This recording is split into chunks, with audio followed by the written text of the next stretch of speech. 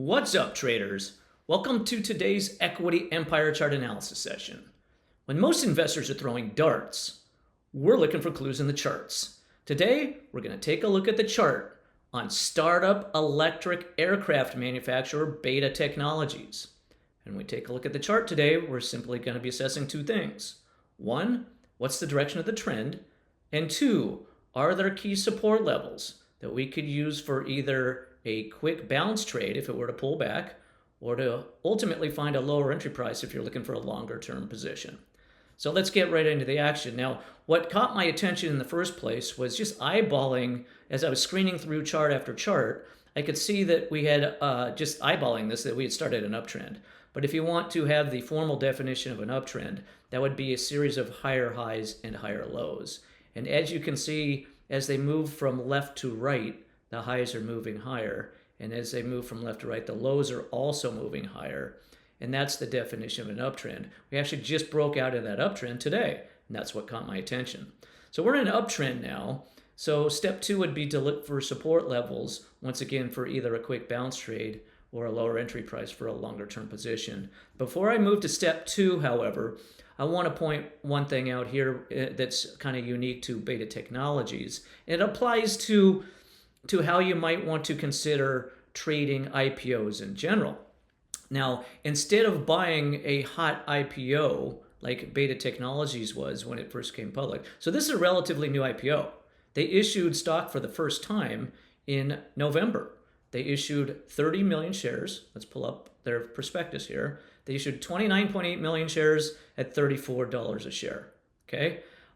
There were some very large buyers. There was Alliance Bernstein, three big mutual fund companies. Alliance Bernstein, BlackRock, the biggest fund manager in the world, and then Federated Hermes. Three big fund companies made major purchases on the IPO at $34 a share. Okay, so the funds don't always get their timing right. They're typically longer-term investors with multi-year time horizons. But that's an advantage we have as small investors, is we don't have to buy millions of shares, okay? We can patiently wait for an IPO, a chart to form. We can wait for an IPO to establish itself. And if it does pull back, like we had here in Beta Technologies, wait for an uptrend, okay, which we just got today. And instead of buying that breakout, wait for a pullback. Now, it might not pull back, and we might not get an opportunity to enter, okay? But that's okay. Nothing lost in that case. Now, that would have been a great strategy also for investors in SpaceX. So SpaceX issued its IPO at 135. Millions of investors participated in the IPO at 135.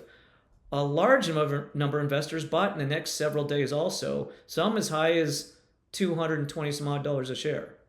Okay? And that has pulled back all the way as of last week.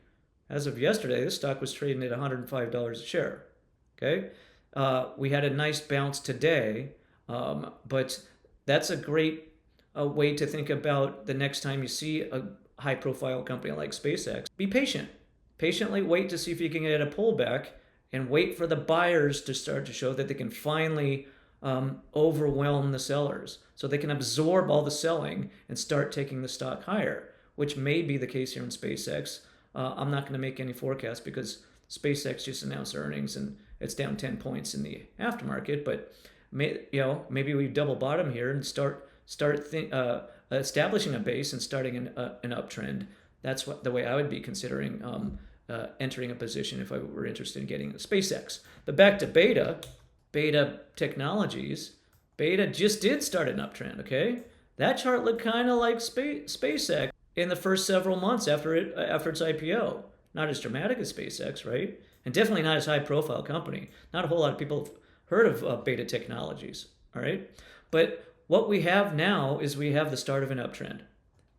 So, and an opportunity, if there's a pullback here in the low 20s, to enter a position 30% lower than where three major mutual fund companies made very large purchase commitments in the high 30s. You've got an opportunity here in the low 20s instead. And instead of buying a company, a stock that didn't even have a chart yet, now you've got a chart to work with. And the reason we have a chart to work with and why we wait for that to enter positions is, number one, just to see what is the supply-demand equation here.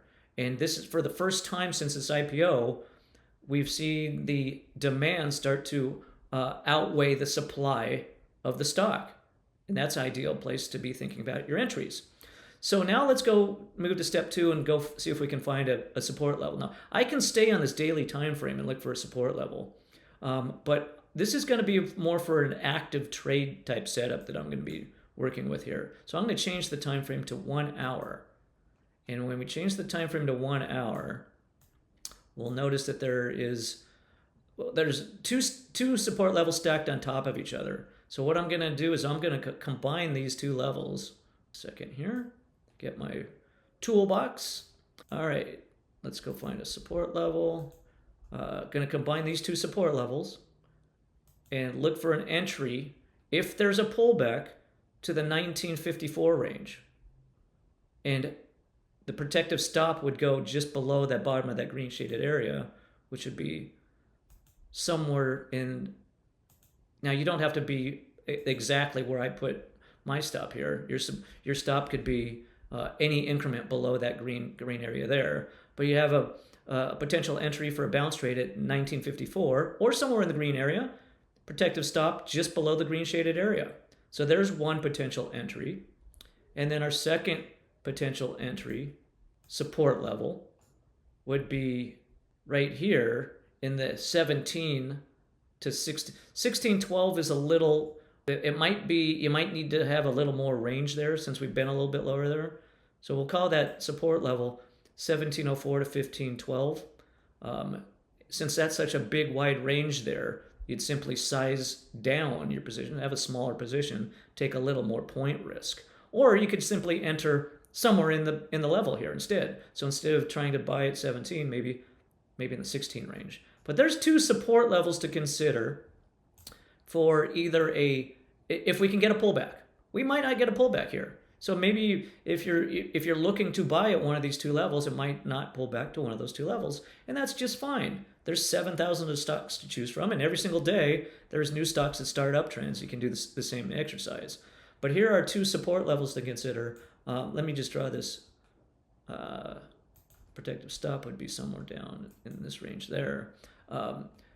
Two support levels to consider if you get a pullback to one of those two levels for, once again, for either a quick bounce trade or to get a cheaper price for your entry if you're looking for a longer term position in this emerging startup electric aircraft manufacturer, Beta Technologies.